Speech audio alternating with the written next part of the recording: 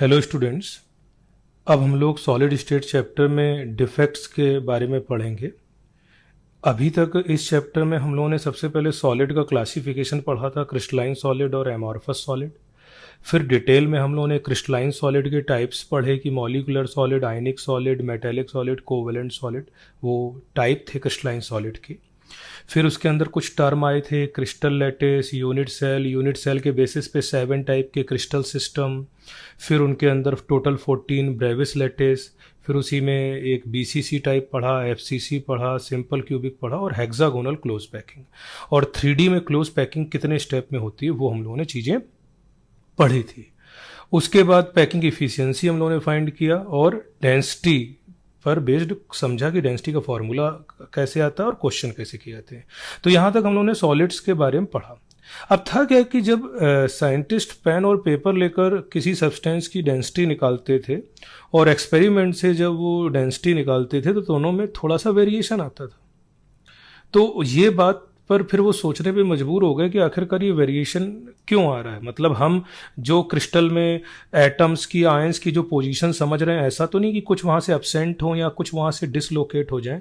तो इसी चीज़ ने इस इम्परफेक्शन या डिफेक्ट टॉपिक को जनरेट किया लोगों को सोचने के लिए।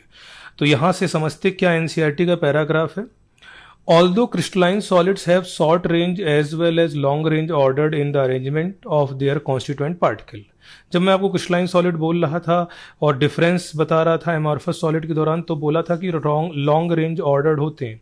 मतलब यदि आप उनका अरेंजमेंट चाहे छोटी डिस्टेंस में देखें चाहे लॉन्ग रेंज में देखें, वो बिल्कुल आपको वेल अरेंज दिखाई देंगे। जबकि एमॉर्फस एक स्मॉल डिस्टेंस के लिए तो आपको अरेंज दिख सकते हैं, लेकिन जब आप एक लॉन्ग रेंज में जाकर उनकी स्टडी करेंगे तो आपको वो रेंडमली दिखाई देंगे। तो ये डिफरेंस था। इसका मतलब जो लॉन्ग रेंज ऑर्डर्ड है वो शॉर्ट रेंज ऑर्डर्ड तो होगा ही होगा, लेकिन जो शॉर्ट रेंज ऑर्डर्ड है वो लॉन्ग रेंज ऑर्डर्ड हो ऐसा जरूरी नहीं है।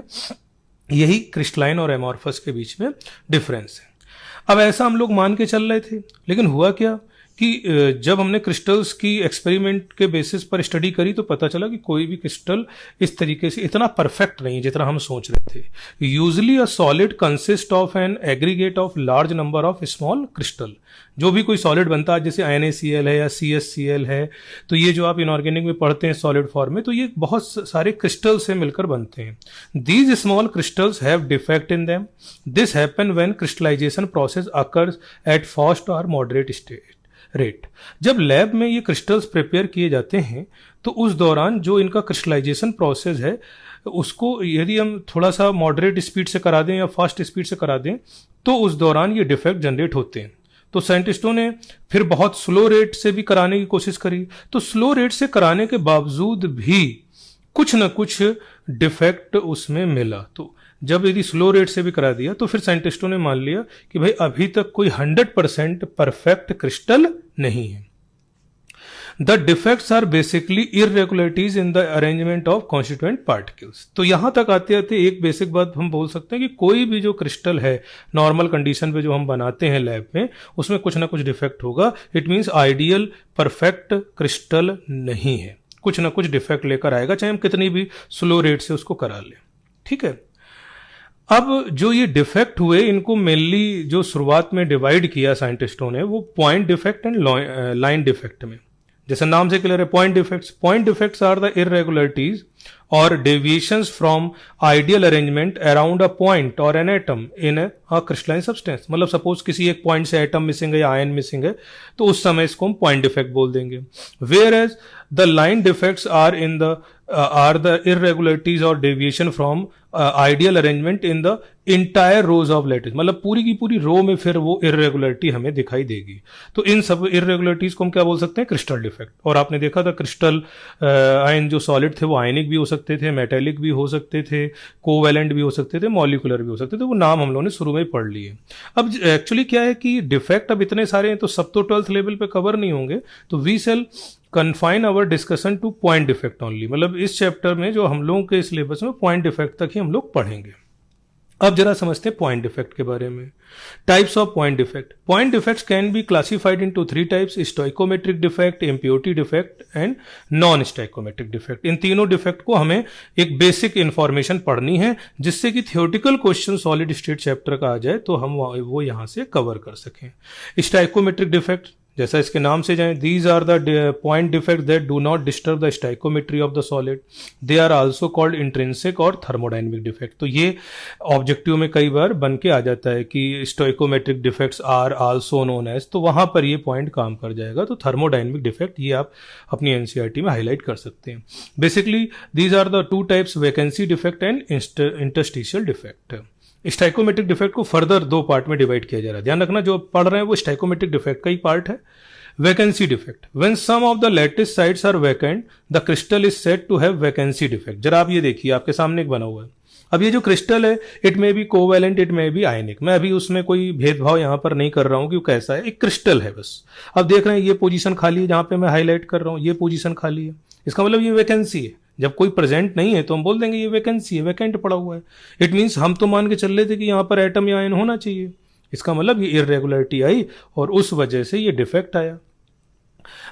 ये जो वैकेंसी डिफेक्ट है, this results in the decrease in density of the substance. वही सीधी सी बात है, जब ये परमानेंट मिसिंग है तो जितना एक्सपेक्टेड मास होगा उससे कम आएगा, और density equals to mass upon volume. जब ऑब्जर्व्ड मास कम होगा तो ऑब्जर्व्ड डेंसिटी भी थियोरेटिकल डेंसिटी से कम आएगी। This defect can also develop when a substance is heated. कई बार क्या होता है कि एक टेम्परेचर के ऊपर जब हम हीट कर देते हैं तो कुछ जो उसके एटम या आयंस हैं वो अपने रेगुलर लैटिस पॉइंट को छोड़कर चले जाते हैं, तब भी ये डिफेक्ट जनरेट हो जाता है। इसीलिए आप ऊपर देख रहे हैं कि स्टाइकोमेट्रिक डिफेक्ट को क्या बोला गया, थर्मोडाइनमिक डिफेक्ट। आगे आते हैं interstitial defect. When some constituent particle, मतलब एटम और ions molecule, occupy an interstitial site, the crystal is said to have interstitial defect. This defect increases the density of the substance. तो ये एक line बहुत ध्यान सुनिएगा, this defect increases। तो increases के साथ हम लोग पूरी तरह से एग्री नहीं करते हैं। इंक्रीज भी कर सकता है, डिक्रीज भी कर सकता है, ये डिपेंड करता है कि वो सॉलिड नॉन आयनिक है या आयनिक है। तो प्लीज इस बात को ध्यान में रखिएगा, ये जो वर्ड है ये ऑलवेज ट्रू नहीं है, ये आयनिक या वो नॉन आयनिक है उस पर डिपेंड करता है। तो आप इस को, जिसको मैंने ग्रीन कलर के बॉक्स से किया है, आप इसको क्रॉस लगा सकते हैं, और ये ऑलवेज नहीं है, डिक्रीजेज और इंक्रीजेज हो सकता है। तो ये वर्ड एनसीईआरटी का टेक्निकली गलत है, उनको ये वर्ड यहाँ पर ऐसे नहीं लिखना चाहिए। अब वो क्यों बच जाते हैं, देखिए आगे उन्होंने क्या बोला है, vacancy and interstitial defects as explained above can shown by non ionic solid. बस ये उन्होंने एक डिप्लोमेटिक लाइन लिख दी, नॉन आयनिक सॉलिड, मतलब उनके हिसाब से ये जो ऊपर की बातें हैं नॉन आयनिक सॉलिड में भी हो सकती हैं, लेकिन हमारे सिलेबस में आगे चल के जो अभी पूछी जाएंगी वो होंगी आयनिक सॉलिड। तो आप जरा देखिएगा, आयनिक सॉलिड में क्या है, आयनिक solids must always maintain electrical neutrality. Non ionic solid के साथ ये नहीं है। आज डायमंड है तो डायमंड हो गया आपका कोवेलेंट सॉलिड, नॉन आयनिक, तो उसको इलेक्ट्रिकल न्यूट्रलिटी का नहीं है, 2 एटम मिसिंग भी हो जाएंगे तो कोई दिक्कत नहीं है। लेकिन आयंस के केस में हमें इलेक्ट्रिकल न्यूट्रलिटी जरूर देखनी होगी। तो अगला ये लाइनें जरूर आप हाईलाइट करिएगा, rather than simple vacancy defect और इंटरस्टिशियल डिफेक्ट। ये सिंपल है वैकेंसी और इंटरस्टिशियल, इनमें कोई अभी बहुत टेक्निकलिटी नहीं है, टेक्निकलिटी आगे अभी आएगी। रादर देन सिंपल वैकेंसी और interstitial defects, they show these defects as Frenkel and Schottky defect. मतलब यदि वो आयनिक सॉलिड है तो फिर उसके अंदर जो ये वैकेंसी या इंटरस्टिशियल डिफेक्ट है उनका नाम चेंज होकर फ्रैंकल और शॉर्टकी डिफेक्ट हो जाएगा। कैसे, वो आगे मैं कवर करूंगा। तो यहां से हम लोगों ने डिफेक्ट देखना चालू किया कि क्रिस्टल के अंदर कुछ डिफेक्ट होते हैं, और आगे अब इनको डिटेल में और हम लोग पढ़ते हैं। अब हम लोग फ्रैंकल डिफेक्ट पढ़ेंगे।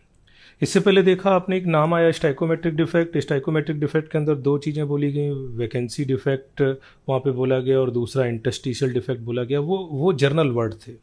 वो वर्ड कैसे थे, जर्नल, मतलब आयनिक के लिए भी हो सकते थे और नॉन आयनिक सॉलिड के लिए भी हो सकते थे। अब जो हम लोग बिल्कुल स्पेसिफिक पढ़ रहे हैं, फ्रैंकल डिफेक्ट, ये बिल्कुल जैसे फ्रैंकल डिफेक्ट बोला तो सारे नॉन आयनिक सॉलिड बाहर हो गए, ये सिर्फ और सिर्फ आयनिक सॉलिड के लिए। तो this defect is shown by ionic solid. इसलिए यहां पर जो कुछ भी सेंटेंसेस बोले जाएंगे, जो कुछ भी कॉन्सिक्वेंसेस बोले जाएंगे इस डिफेक्ट के, वो किसके लिए वैलिड होंगे, आयनिक सॉलिड के लिए। हो सकता है जो चीजें मैं बोलूं और आप उनको नॉन आयनिक के साथ कोरिलेट करें तो आंसर हो सकता है चेंज आए, तो बिल्कुल हो सकता है। लेकिन ध्यान रखिएगा इसमें डिस्कशन में कुछ भी जो बोला जाएगा वो आयनिक सॉलिड के लिए वैलिड है। तो the smaller anion usually cation is dislocated from its normal site to an interstitial site. मतलब फ्रैंकल डिफेक्ट बेसिकली है क्या? जर्मन साइंटिस्ट थे, इन्होंने ये डिफेक्ट डिस्कवर किया। तो आप देखिए यहाँ पर मैं हाईलाइट करने की कोशिश कर रहा हूँ, और एनसीईआरटी में आप अपने डायग्राम को देखते चलिएगा कि यहाँ पर रूल के हिसाब से प्लस होना चाहिए, लेकिन वो प्लस अपनी रेगुलर लैटिस पॉइंट को छोड़कर इंटरस्टिशियल स्पेस में चला गया। देखिएगा मैं हाईलाइट कर रहा हूँ उस चीज को, इंटरस्टिशियल साइड में चला गया ये प्लस। तो जब ये अपनी रेगुलर लैटिस पॉइंट को छोड़कर इधर आ गया, इसका मतलब इसने पूरे क्रिस्टल लैटिस को नहीं छोड़ा है, तो क्रिस्टल लैटिस के अंदर प्रेजेंट, लेकिन अपने रेगुलर लैटिस पॉइंट को छोड़कर वहां पर बीच में इंटरस्टिशियल स्पेस में आ गया। इसका मतलब मास चेंज नहीं हुआ, और मास चेंज नहीं हुआ तो डेंसिटी चेंज नहीं हुई। तो एक जो पॉइंट है जो इस पर बहुत बार पूछा जाता है, आप देखिए इस समय हाईलाइट कर रहा हूं मैं, it does not change the density of the solid. ये एक बहुत जरूरी पॉइंट है, इसका फैक्ट आपको ध्यान रखना है। दूसरा कि ये कैटायन अपने रेगुलर लैटिस पॉइंट से डिसलोकेट हो गया, that's why Frenkel defect is also called dislocation defect. मतलब इंटरस्टिशियल डिफेक्ट तो है ही, लेकिन एक नाम और इसको क्या दे दिया, डिसलोकेशन डिफेक्ट इसको बोल दिया। और अब इससे क्या चीजें हो सकती हैं? तो सबसे पहली चीज, डेंसिटी का कोई खतरा नहीं है। तो सर और चीजें क्या हो सकती हैं? बाकी ये कि जो ओवरऑल लैटिस की स्टेबिलिटी थी उस पर कुछ ना कुछ फर्क पड़ेगा। यदि ये सब कुछ बिल्कुल बढ़िया प्रॉपर होते तो आप कहते सर लैटिस वेल अरेंज्ड है, कोई डिफेक्ट नहीं है और लैटिस बहुत मजबूत है। यहां पर ये प्लस का इधर जाना कहीं ना कहीं लैटिस को रिलेटिवली अनस्टेबल करेगा। और आप देखिए मैं हाईलाइट कर रहा हूं, प्लस प्लस वाले यहां पर ये नजदीक पहुंच रहा है, इसका मतलब प्लस प्लस में जो रिपल्सन जितना लगना चाहिए कुछ ना कुछ कम हुआ होगा, तो मीडियम का डाई इलेक्ट्रिक जो कांस्टेंट है वो भी चेंज हुआ होगा।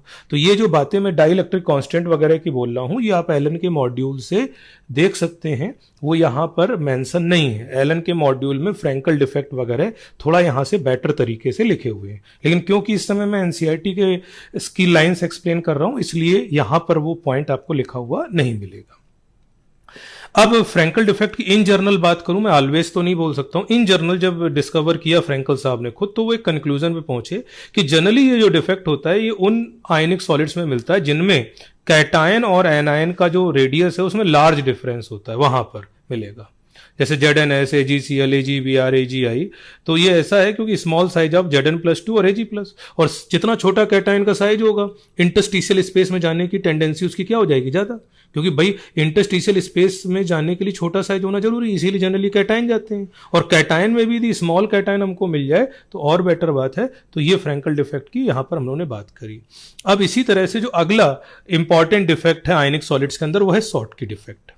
शॉर्टकी डिफेक्ट की बात करूं तो आप देखिएगा डायग्राम बगल में है, यहां पर कुछ जो मैं ये हाईलाइट करूं तो ये आप देख रहे हैं, ये कुछ लोकेशंस वैकेंट पड़ी हुई हैं और यदि आप देखेंगे तो यदि कुछ प्लस मिसिंग है तो कुछ माइनस मिसिंग है।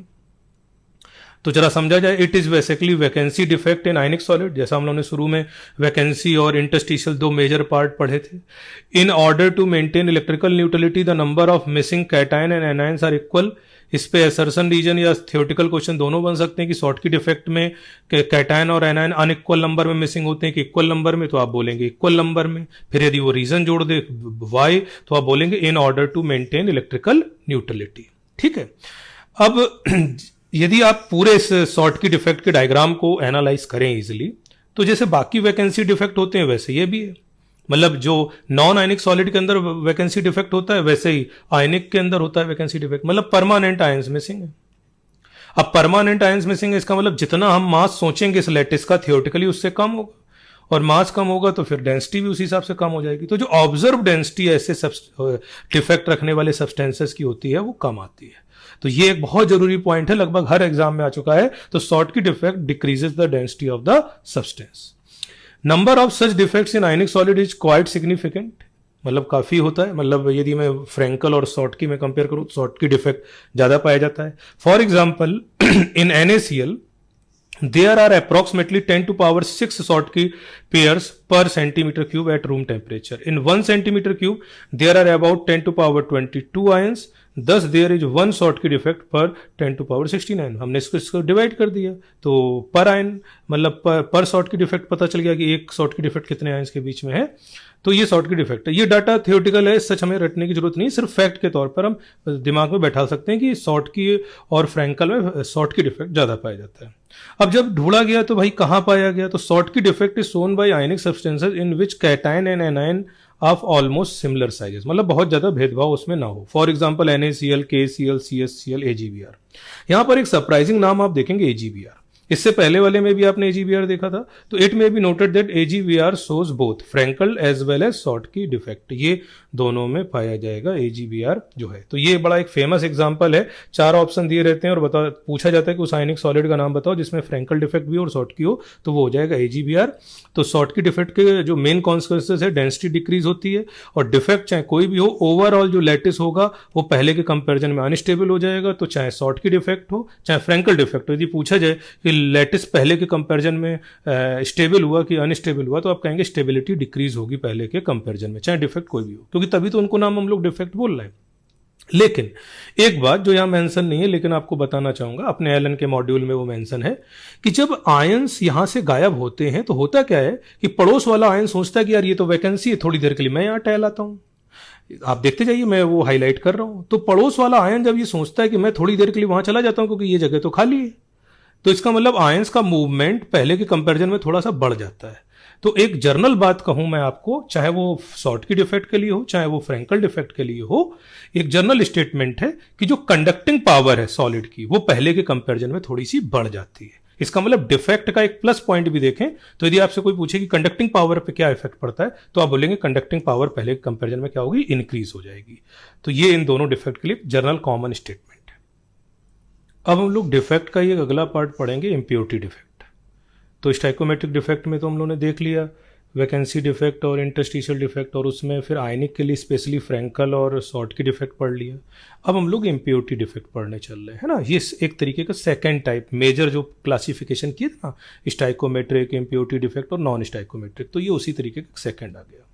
इस पर न्यूमेरिकल भी बनता है, एनसीईआरटी में भी दिया है और अपने एलन के मॉड्यूल में भी दिया है और नीट में पूछा भी जा चुका है। यदि आप उसके प्रीवियस ईयर के क्वेश्चन में देखेंगे तो इस टॉपिक को अच्छे से समझने की कोशिश करते हैं।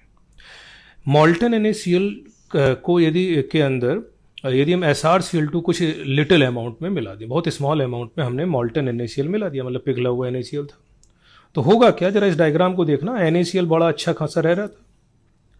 अब यदि आप यहां पर देखने की कोशिश करिए तो ये Sr+2 दिखने लग गया। इसका मतलब यदि मैं इसको गेस्ट और होस्ट की बात करूं तो यहां पर Sr+2 आयन गेस्ट की भूमिका में, और होस्ट कौन है, पूरा का पूरा NaCl क्रिस्टल। अब NaCl क्रिस्टल में जब Sr+2 को आपने डोप कराया, इसीलिए इसको डोपिंग भी बोल दिया जाता है कई बार जब आप मॉडर्न फिजिक्स पढ़ते हैं, तो ये डोपिंग के तहत ये हेडिंग वहां पर पढ़ाई जाती है। तो मैं उतना डोपिंग का टर्म तो नहीं यहां पर यूज कर रहा हूं, लेकिन आप चाहें तो डोपिंग टर्म यहां पर यूज कर सकते हैं, ठीक है। अब जरा इस को देखिएगा क्रिस्टल को कि Sr+2 आ गया। अब Sr अपने साथ लाया कितना, +2, और Na+ जब जाएगा एक Na+ तो कितना ले जाएगा, +1। इसका मतलब यदि हमें चार्ज मेंटेन रखना है तो 2 Na+ को जाना होगा। अब आप जरा देखते चलिएगा, 2 Na+ गए तो इसका मतलब ईच Sr+2 रिप्लेस 2 Na+। अब 2 Na+ गए और खुद में एक रहने आ गया, तो जिसमें रहने आ गया वो तो वैकेंसी है नहीं। इसका मतलब खाली कौन सा दिखेगा, Sr+2 के इंट्रोड्यूस होने के बाद आपको ये एक वैकेंसी दिखाई देगी, बिकॉज ये वैकेंसी किसके जाने से जनरेट हुई है, कैटायन के। दैट्स वाई इस वैकेंसी को क्या बोलेंगे, कैटायन वैकेंसी। और ऐसे सैकड़ों Sr+2 आएंगे तो ऐसे बहुत सारी कैटायन वैकेंसीज जनरेट होंगी। तो हमें क्या सीखना है इसमें, बहुत सिंपल सी चीज, that entire phenomena is called doping. मतलब जब किसी क्रिस्टल में दूसरा स्मॉल अमाउंट में सब्सटेंस मिला दिया जाए तो that process is called doping. अब यहां पर न्यूमेरिकल पॉइंट ऑफ व्यू से समझे तो ये वाली लाइन अपने काम की है, द कैटायनिक वैकेंसी। जरा देखिएगा आप यहां पर, the cationic vacancy thus produced are equal in number to that of Sr+2। मतलब जितने Sr+2 आए उतने हुए। आप कहेंगे नहीं सर वैकेंसी तो 2 हुई। मैं पूछूंगा कैसे? आप कहेंगे सर ऐसा आपने ऊपर बोला कि ईच SR+2 रिप्लेस 2 Na+। बिल्कुल सही बात है, रिप्लेस बोला है, वैकेंसी नहीं बोला। अब 2 को हटाएगा और 1 में खुद रहेगा, जिसमें खुद रहने लग गया वो तो वैकेंसी है नहीं। इसका मतलब SR+2 आया और उसने एक कैटायन वैकेंसी जनरेट करी। तो यदि 10 SR+2 आएंगे 10 तो 10 होंगे, 100 आएंगे तो 100। इसका मतलब जब भी आपसे कैटायन वैकेंसी पूछा जाए इस वाले केस में जो आपके सामने है, तो आप सीधे बोल दीजिएगा कि मैं सबसे पहले नंबर ऑफ SR+2 आयंस निकाल लूंगा जो इसमें डोप्ड किए गए हैं या जो इसमें मिलाए गए हैं वो निकाल लूंगा, और वही नंबर ऑफ कैटायन वैकेंसी के बराबर हो जाएंगे। तो इस पर ऑब्जेक्टिव में क्वेश्चन आ चुका है। अब यदि इसको थोड़ा सा मॉडिफाई करें, इसी जगह एक चीज आपके लिए सोचने को बोलते हैं कि AlCl3 मिलाते तो Al+3 आता। अब Al+3 यदि यहां पर आता जहां पर मैं हाईलाइट कर रहा हूं, तो Al+3 के ऊपर कितना है +3, तो 3Na+ को रिप्लेस करता, तो ये वाली लाइन बदल जाती और हम यहां बोलते each Al+3 replace each Al+3 replace 3Na+ ions. लेकिन फिर वही बात है, एक में तो खुद रहता और 2 खाली रहते, और जब 2 खाली रहते तो वहां पर 2 कैटायन वैकेंसी होती और वहां पर फिर आप ये लाइन बोलते कि 1 Al+3 यदि इंट्रोड्यूस होता है मॉल्टन NaCl में तो 2 कैटायन वैकेंसी जनरेट होती हैं। तो इस वेरिएशन के साथ भी आप दिमाग में ध्यान रखें, टॉपिक इंपॉर्टेंट है थियोरेटिकली और न्यूमेरिकली दोनों हिसाब से। अब हम लोग नॉन स्टोइकोमेट्रिक डिफेक्ट जो कि तीसरा मेजर पार्ट था, फर्स्ट था स्टोइकोमेट्रिक जिसके अंदर हम लोगों ने वैकेंसी और इंटरस्टिशियल डिफेक्ट पढ़ा और उसी में फिर आयनिक के लिए फ्रैंकल और शॉर्टकी डिफेक्ट पढ़ा। सेकंड था इम्प्योरिटी डिफेक्ट और थर्ड अब हम लोग पढ़ने चल रहे हैं नॉन स्टोइकोमेट्रिक डिफेक्ट। इनकी जो एग्जैक्ट रीजनिंग वगैरह होती है वो बहुत आगे हायर क्लासेस वगैरह में होती है, उनकी एक्सप्लेनेशन इनऑर्गेनिक के साथ कोरिलेट करके। यहाँ पर हम वो बेसिक पॉइंट्स समझने की कोशिश करेंगे जो हमारे नीट में हमारे एग्जाम में आते हैं, वो हम लोग समझेंगे, क्योंकि पूरा डिटेल डिस्कशन 12th लेवल पर इनका है नहीं। कुछ जो पॉइंट्स हैं जो बार बार पूछे जाते हैं वो मैं आपको वहाँ बता दूंगा कि इनको आपको ध्यान रखना है। कुछ फैक्ट हैं जो आपको ध्यान रखने पड़ेंगे। तो थोड़ा सा थियोरेटिकल टॉपिक है और इस पर क्वेश्चन भी थियोरेटिकल बनता है। नॉन स्टोइकोमेट्रिक डिफेक्ट के बारे में क्या बोला गया कि जो अभी तक हम लोगों ने डिफेक्ट पढ़े वो तो सब स्टोइकोमेट्रिक थे। However, a large number of non-stoichiometric inorganic solids are known which contain the constituent element in non-stoichiometric ratio due to defects in their crystal structure. These defects are two types: metal excess defect और metal deficiency defect. अब आते हैं first one, metal excess defect. तो metal excess defect due to anion vacancies.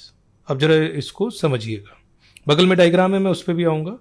Alkali halides like NaCl, KCl shows this defect when crystals of NaCl are heated in an atmosphere of sodium vapor। मतलब एक experiment की line आपको बता रहा हूं कि एक चैम्बर था जिसमें सोडियम वेपर भरी हुई थी, उसके अंदर NaCl को हीट किया गया।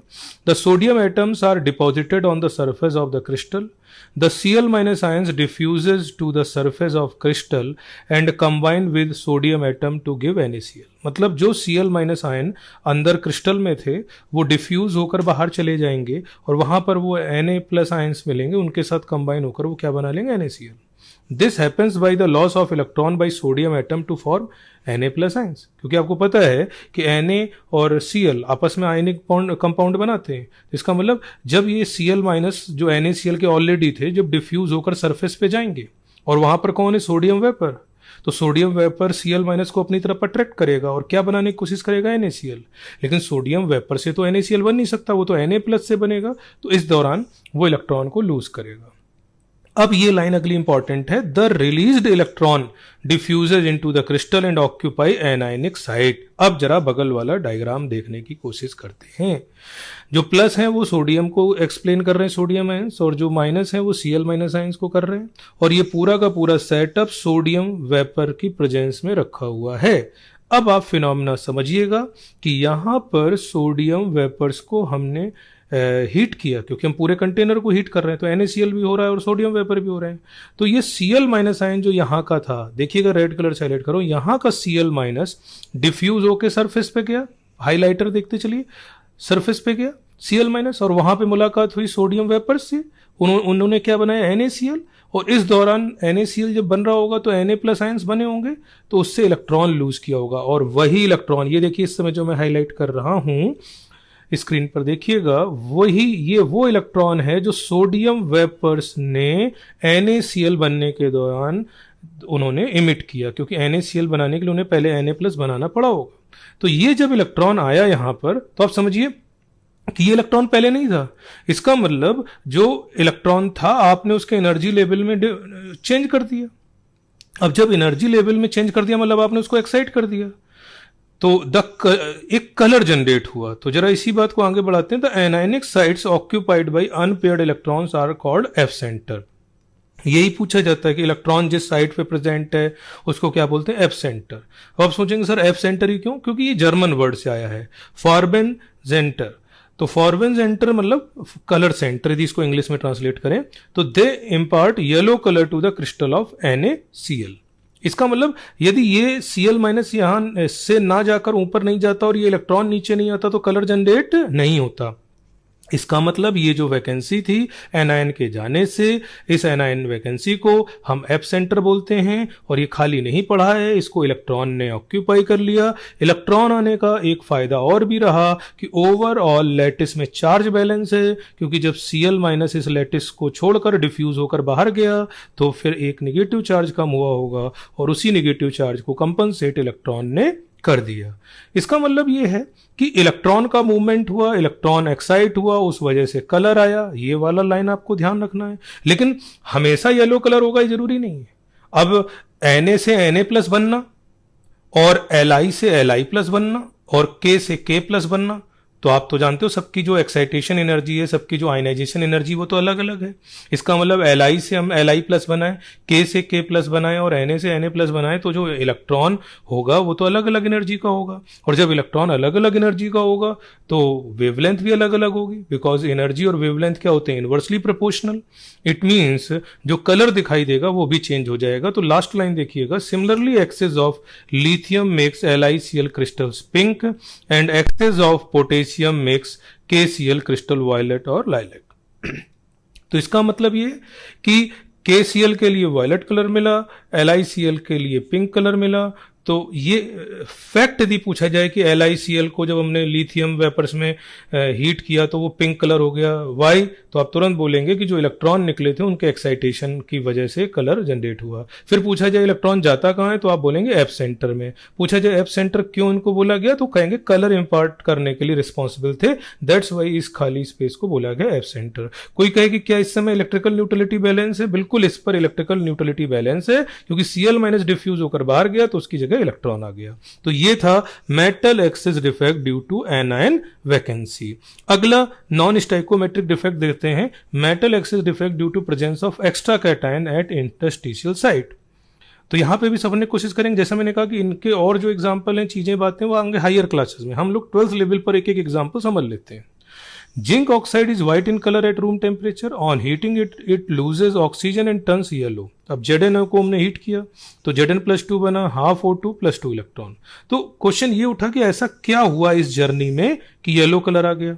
तो फिर से वही बात है, यहां पर फिर से इलेक्ट्रॉन आया है और इलेक्ट्रॉन की कुछ एनर्जी होगी तो कुछ ना कुछ वेवलेंथ होगी, क्योंकि हीट जब तक नहीं किया गया था तब तक तो क्या था, ZnO था। तो इलेक्ट्रॉन आया है, इसका मतलब इलेक्ट्रॉन का एक्साइटेशन हुआ है, तो एनर्जी का डिफरेंस आया है, तो कलर दिखाई दिया होगा। तो इसमें हुआ क्या, जब हमने इसको हीट किया तो यदि देखिए आप यहाँ पर गौर से, ये पहले ZnO में जो लैटिस होगी पूरी की पूरी, उसमें Zn+2 होगा और O-2 होगा। हीट करने के बाद Zn+2 तो रह गया, लेकिन O-2 किस में कन्वर्ट हो गया, O2 में। जब O-2 O2 में कन्वर्ट हो गया तो बचे कौन, इलेक्ट्रॉन।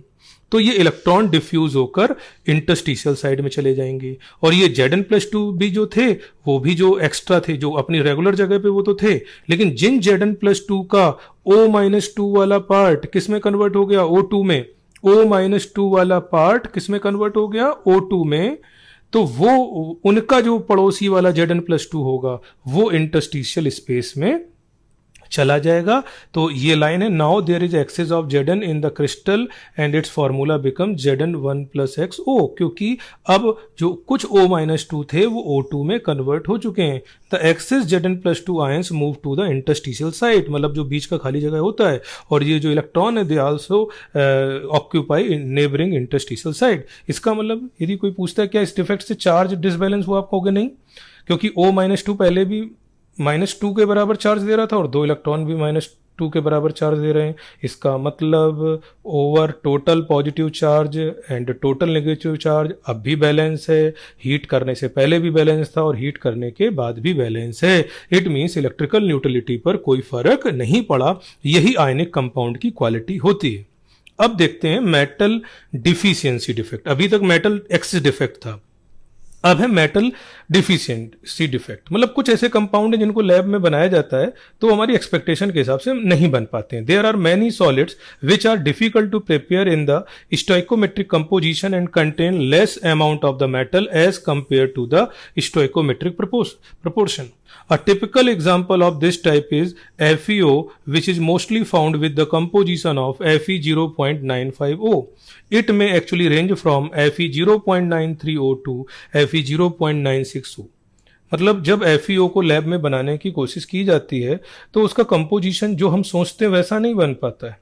वो कई बार Fe0.95 हो, 0.93 हो, Fe0, तो इसीलिए यदि आप देखें तो आप कहेंगे सर ये तो बड़ा डिसबैलेंस है, तो इसमें हुआ क्या सर, क्या सारे आयरन +2 नहीं है? तो जरा इसी बात को समझते हैं। इन क्रिस्टल्स ऑफ FeO, तो एक बात तो कन्फर्म है, ऑक्सीजन तो O-2 होगा। सम Fe+2 कैटायंस आर मिसिंग, मतलब कुछ Fe+2 आयंस मिसिंग है, लेकिन अब चार्ज तो हमको बैलेंस करना है। And the loss of positive charge is made up by the presence of required number of Fe+3 ions. कुछ Fe+2 मिसिंग थे, अब चार्ज तो बैलेंस करना था। सपोज 10 मिसिंग थे तो उनको कंपनसेट करने के लिए कुछ Fe+3 आ जाएंगे, जिससे total positive charge equal to क्या हो जाए, टोटल नेगेटिव चार्ज। और इस पर न्यूमेरिकल भी एक्सरसाइज सीट में दिया है और एलन के मॉड्यूल में दिया है, जिसको बड़े आराम से आप total positive charge equal to total negative charge करके फाइंड कर सकते हैं। जैसे ये है, इसमें आप मान लीजिए कि 95 Fe आयंस हैं जो अभी इस समय आपको बता रहा हूं, और 100 O-2 हैं, तो उस 95 में x आप मान लीजिए कि +2 रखने वाले हैं, तो 95 - x क्या हो जाएंगे, +3, और इसके बाद total positive charge equal to total negative charge कर दीजिए, आंसर तक आप पहुंच जाएंगे। तो ये न्यूमेरिकल जरूर इस टॉपिक पर बेस्ड आप देख लेंगे। अब कुछ एनसीईआरटी के हेडिंग्स हैं, जरा उनके बारे में समझ लेते हैं, क्योंकि उनका जो एक्सपोजर है वो फिजिकल केमिस्ट्री से ज़्यादा मॉडर्न फिजिक्स में ज़्यादा है, तो उनको उन पॉइंट्स को मैं स्किप कर रहा हूँ, क्योंकि वो जो पॉइंट्स हैं वो मॉडर्न फिजिक्स में काफ़ी डिटेल में समझाए जाते हैं। तो इलेक्ट्रिकल प्रॉपर्टीज़ जैसे ही आप एनसीईआरटी में हेडिंग देखेंगे सॉलिड स्टेट में, तो उसके अंदर लिखा मिलेगा आपको इंसुलेटर, सेमीकंडक्टर, कंडक्टर्स। तो ये सारी बातें फिजिक्स में, मॉडर्न फिजिक्स में बहुत बेटर तरीके से होती हैं। और हम सभी लोग जानते हैं कि मेटल्स में इलेक्ट्रिसिटी कैसे फ्लो होती है, कि उसमें एक सी ऑफ इलेक्ट्रॉन्स होता है, तो वो भी आप इनऑर्गेनिक के अंदर थोड़ा सा आपको आइडिया लग जाता है। और जो नेक्स्ट हेडिंग मिलेगी इसके बाद वो है conduction of electricity in semiconductor. Semiconductor में कंडक्शन बैंड थ्योरी, किस तरीके से गैप होता है कंडक्शन बैंड में, वैलेंस बैंड में, तो वो बहुत बेटर तरीके से आपको मॉडर्न फिजिक्स के अंदर पढ़ाया जाता है। उसमें पी टाइप, एन टाइप, ये सेमीकंडक्टर कैसे बनाए जाते हैं, कौन सी इम्प्योरिटी मिलाते हैं, होल थ्योरी, सारी चीज़ें वहाँ पर काफ़ी अच्छे से बताई जाती हैं। इसीलिए हम लोग केमिस्ट्री में इस पार्ट को स्किप कर देते हैं और हमेशा स्टूडेंट्स को मोटिवेट करते हैं कि वो मॉडर्न फिजिक्स के थ्रू इस पूरे पार्ट को अच्छे से सीख लें। अब मैग्नेटिक प्रॉपर्टी हेडिंग, जहां पर ये पूरी हेडिंग जाकर 1-2 पेज बाद खत्म होगी सेमीकंडक्टर्स की थ्योरी, तो उसका एक लास्ट पैराग्राफ है, वो मैं जरूर आपको बताना चाहूंगा। मैग्नेटिक प्रॉपर्टी हेडिंग से जस्ट पहले ये पैराग्राफ आपको एनसीईआरटी में मिलेगा और इस पर बेस्ड डायरेक्ट क्वेश्चन ऑब्जेक्टिव में आ चुका है। ये फैक्ट बेस्ड है, इसकी रीजनिंग वगैरह कुछ नहीं है, इसलिए फैक्ट के रूप में आपको याद रखना होगा, क्योंकि 2 एग्जाम में आना ये साबित करता है कि ये थोड़ा इंपॉर्टेंट एग्जाम्पल्स हैं। Transition metal oxide show mark difference in electrical properties, जैसे TiO है, CrO2, ReO3 behave like metals. मतलब ये एक बहुत इंपॉर्टेंट पॉइंट है कि हैं ऑक्साइड मेटल के, लेकिन ये बिहेव कैसे करते हैं, मेटल की तरह बिहेव करते हैं। जो रेनियम ऑक्साइड है is like metal copper and it's conductivity and appearance. मतलब आप कॉपर की कंडक्टिविटी निकाल लें, उसका अपीयरेंस देख लें, और ReO3 का देख लें, बिल्कुल लगभग सेम सा आता है। इसका मतलब बड़ा सरप्राइजिंग रिजल्ट है कि यार कॉपर तो बिल्कुल एक अलग मेटल है और ये तो ऑक्साइड है। फिर भी इनके अंदर ये प्रॉपर्टीज हैं। बिल्कुल उसी तरह से कुछ ऑक्साइड होते हैं जिनकी टेम्परेचर डिपेंडेंट प्रॉपर्टी चलती है, जैसे VO, VO2, VO3, TiO3।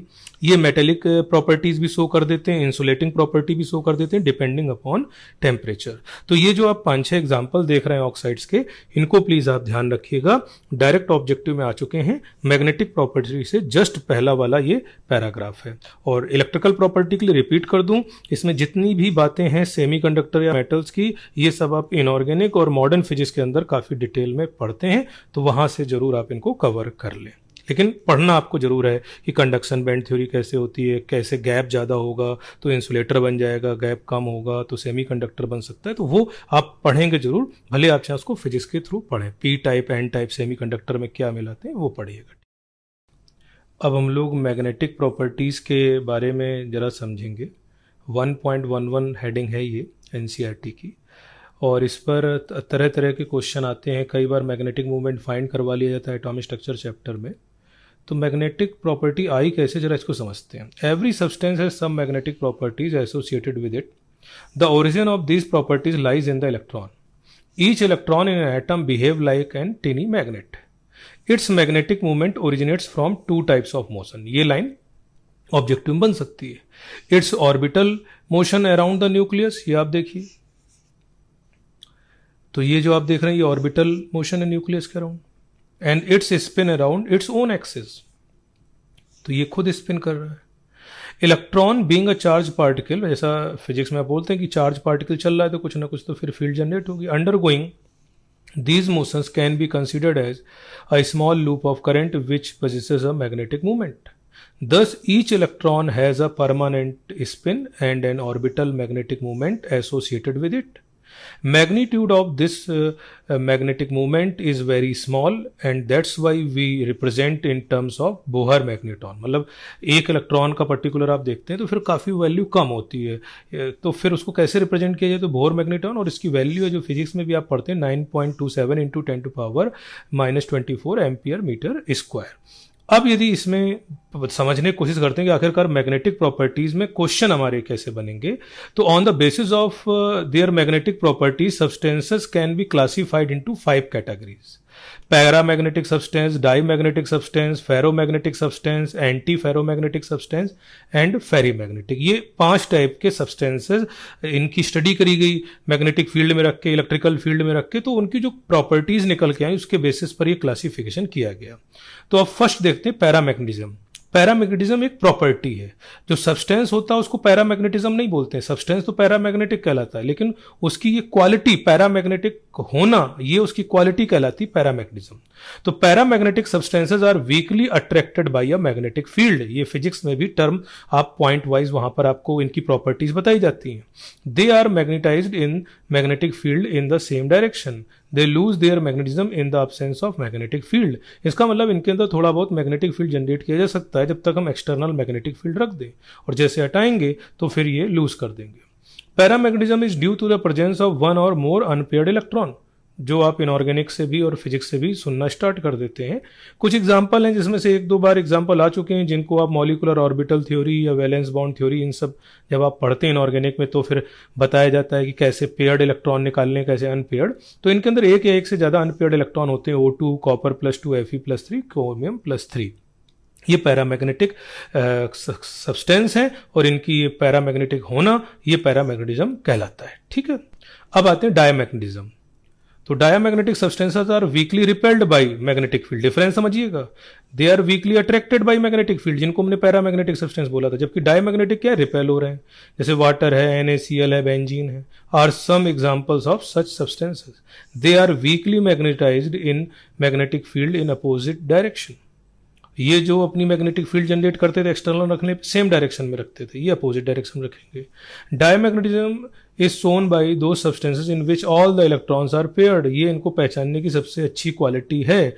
And there are no unpaired electrons. Pairing of electrons cancel their magnetic movements and they lose their magnetic character. तो डायमैग्नेटिक सब्सटेंस में सारे के सारे इलेक्ट्रॉन कैसे होंगे, पेयर्ड होंगे। पैरामैग्नेटिक जो सब्सटेंस होंगे उनमें एक या एक से ज्यादा इलेक्ट्रॉन क्या होंगे, अनपेयर्ड होंगे। ये वीकली अट्रैक्ट होंगे पैरामैग्नेटिक वाले, ये वीकली रिपेल्ड होंगे मैग्नेटिक फील्ड में डायमैग्नेटिक वाले। ये हुए 2 टाइप। ठीक है, फिर बचे हुए 3 टाइप समझते हैं। फेरोमैग्नेटिज्म। फिर से वही बात है, फेरोमैग्नेटिज्म ये तो क्वालिटी होती है, सब्सटेंस क्या कहलाता है, फेरोमैग्नेटिक। और यहां पर डायग्राम भी देखेंगे, ये जो आप एरो देख रहे हैं इनको कई बार हम डोमेन बोल देते हैं साइंस की लैंग्वेज में, ठीक है।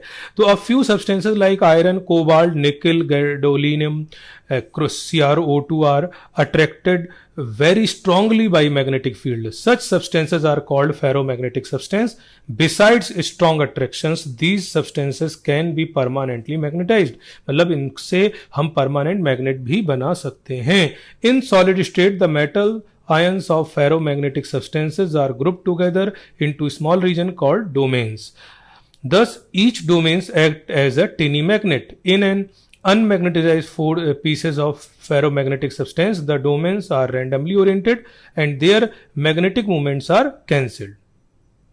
When the substance are placed in a magnetic field, all the domains get oriented in the direction of magnetic field. ये एक बहुत ही important line, इसको मैं काम की बोल सकता हूं, तो इसको आप जरूर highlight कर लेंगे कि when the substance is placed in a magnetic field, all the domains get oriented in the direction of magnetic field. और यही इस डायग्राम में दिखाया गया। देखिए, जैसे पहले वो randomly arranged थे, लेकिन जैसे ही हमने बाहर से एक मैग्नेटिक फील्ड रखी, तो ये देखिए जिनको मैं डोमेन्स बोल रहा था सबका अलाइनमेंट देखिए बिल्कुल एक डायरेक्शन में हो गया, और ये उसी डायरेक्शन में हुआ जिस डायरेक्शन में मैग्नेटिक फील्ड थी, ठीक है। ये भी हमें ध्यान रखना है। A strong magnetic effect is produced, this ordering of domains persist even when the magnetic field is removed and the ferromagnetic substance become a permanent magnet. तो कई बार हम दूसरे मैग्नेट की हेल्प से फेरोमैग्नेटिक जो सब्सटेंस होते हैं उनसे परमानेंट मैग्नेट बना सकते हैं। अब आते हैं एंटी फेरोमैग्नेटिज्म, मतलब सब्सटेंस का नाम तो एंटी फेरोमैग्नेटिक होगा। सब्सटेंसेस लाइक एमएनओ, मतलब ये एग्जांपल जरूर ध्यान रखिएगा, जो मैं इसमें एग्जांपल आपको हाईलाइट करवा रहा हूं ये सीधे सीधे ऑब्जेक्टिव में आए हैं। 4 एग्जांपल वो दे देते हैं, पूछ देते हैं कौन इसमें एंटी फेरोमैग्नेटिक सब्सटेंस है, तो एमएनओ अपने को याद रखना है। बहुत सारे एग्जांपल की जरूरत नहीं है, जो एनसीईआरटी में गिवन है उनको हम पढ़ लेंगे। Showing anti ferromagnetism have domain structure similar to ferromagnetic substance but their domain are oppositely oriented and cancel out each other in magnetic movements. ये देखिए 1.32 बी का जो डायग्राम है, देखिए upward down one, upward down, upward down, मतलब इनका जो anti ferromagnetic जो थे तो डोमेन स्ट्रक्चर तो उसी तरह से था, लेकिन बस अपोजिट था, तो एक दूसरे को क्या कर देते थे, कैंसिल कर देते थे। अब आते हैं फेरीमैग्नेटिज्म, तो फिर से ये क्वालिटी हो गई, सब्सटेंस का नाम क्या होगा, फेरोमैग्नेटिज्म। तो ferri magnetism is observe when the magnetic movement of the domains in the substance are aligned in parallel and anti parallel direction, जो भी मैं डायग्राम से आपको समझाऊंगा। In unequal numbers, they are weakly attracted by magnetic field as compared to ferromagnetic. तो ये एक difference भी हमें दिख गया कि फेरोमैग्नेटिक और फेरीमैग्नेटिक सब्सटेंसेस में बोला जाए तो they are strongly attracted and they are weakly attracted. Fe3O4 ferrites like MgFeO FtO4 ZnF2O4 जो फेराइड्स हैं, एग्जांपल्स ऑफ सच सब्सटेंसेस। तो इन एग्जांपल्स के लिए भी अंडरलाइन करने को आपको बोलूंगा कि ये फेरोमैग्नेटिक के आपको एग्जाम्पल ध्यान रखने हैं। These substances are also lose ferromagnetism on heating and become paramagnetic. और ये वाली जो इफेक्ट ऑफ टेम्परेचर वाली बात है, ये बहुत अच्छे तरीके से आप फिजिक्स में पढ़ते हैं, वहाँ पे क्यूरी टेम्परेचर वगैरह सब वो बताया जाता है कि कहाँ पर जाकर कौन सा मटेरियल किस में कन्वर्ट हो जाता है। तो इफेक्ट ऑफ टेम्परेचर तो अपने सिलेबस में नहीं है केमिस्ट्री में, लेकिन फिजिक्स में आप डिटेल में पढ़ सकते हैं। बस इतना बोल सकते हैं कि फेरीमैग्नेटिज्म लॉस हो जाती है और हीट करते चले जाएं तो वो पैरामैग्नेटिक बन जाते हैं। अब जरा इनको डोमेन को देखा जाए। अब जरा देखिए, 2 डोमेन तो पैरेलल हो गए, फिर ये एक एंटी पैरेलल इसके साथ हो गया, फिर ये 2 पैरेलल हो गए, ये अपोजिट डायरेक्शन में हो गया। इसका मतलब ये पहचानने के तरीके हैं। तो एक तरीका जो बन सकता है क्वेश्चन, अभी तक तो नीट में नहीं आया है, वो आपको ऐसे डोमेन बना दे देंगे, ये देखिए, और पूछेंगे कि ये फेरोमैग्नेटिक हैं कि एंटी फेरोमैग्नेटिक हैं कि फेरीमैग्नेटिक है, तो तुरंत आप टिक कर देंगे। ये वाला जो सी वाले में आप देख रहे हैं एंटी फेरीमैग्नेटिक है। अब बी वाला बना के दे दिया तो एंटी फेरोमैग्नेटिक है, ए की स्टाइल में बना के दे दिया फेरोमैग्नेटिक है। तो इस तरीके से भी क्वेश्चन बन सकता है। अभी तक जो आए वो एग्जाम्पल आए थे, जैसे MnO पूछ लिया जा चुका है, CrO2 पूछा जा चुका है, Fe3O4 अभी तक नहीं पूछा गया है फेरीमैग्नेटिक का, लेकिन अभी तक क्वेश्चन आया है कि वो पूछ देते कि MnO किसका एग्जाम्पल है, एंटी फेरोमैग्नेटिक का, फेरोमैग्नेटिक का, तो ये बनता है। तो इस तरीके से मैग्नेटिक प्रॉपर्टी से रिलेटेड जो अपने केमिस्ट्री के सिलेबस में था वो सारी चीजें हम लोगों ने पढ़ी। अब इन पे इफेक्ट ऑफ टेम्परेचर, और थोड़ा सा डिटेल में आप जो मैग्नेटिक फील्ड वगैरह फिजिक्स में पढ़ते हैं उसमें आप पढ़ सकते हैं। तो इस तरीके से पूरे सॉलिड स्टेट चैप्टर में शुरुआत हम लोगों ने क्लासिफिकेशन से करी, क्रिस्टलाइन और एमॉर्फस सॉलिड, फिर क्रिस्टलाइन के टाइप देखे, और क्रिस्टलाइन के टाइप देखने के बाद फिर क्रिस्टल लैटिस या स्पेस लैटिस को डिफाइन किया, यूनिट सेल, फिर 7 टाइप के क्रिस्टल सिस्टम पढ़े। 7 टाइप के क्रिस्टल सिस्टम में कुछ हमें ब्रेविस लैटिस मिली, तो टोटल 14 ब्रेविस लैटिस थी। फिर उनमें बीसीसी, एफसीसी, इस एंड सेंटर्ड, इस तरीके के हम लोगों ने यूनिट सेल डिफाइन किए। उसके बाद हम लोगों ने 3D पैकिंग कैसे बनती है वो समझी, और उसी 3D पैकिंग में कहीं पर वाइड्स बनते हैं, टेट्राइडल वाइड और ऑक्टाइडल वाइड, और उन पर बेस्ड हम लोगों ने देखी कैसे क्वेश्चन बन सकते हैं। और उसके बाद डिफेक्ट देखे, और डिफेक्ट के बाद मैग्नेटिक प्रॉपर्टी। तो ये जितनी भी जरूरी लाइंस थी, क्योंकि हर पेज जरूरी नहीं होता, जो जरूरी लाइंस थी, जो जरूरी सेंटेंसेस थे, वो सारे कवर कर दिए हैं। तो इसके थ्रू पढ़कर आप थ्योरेटिकल क्वेश्चंस अपने सही कर सकते हैं, और जहां जहां बीच में न्यूमेरिकल आए थे उनको भी आप सही कर सकते हैं। Thank you.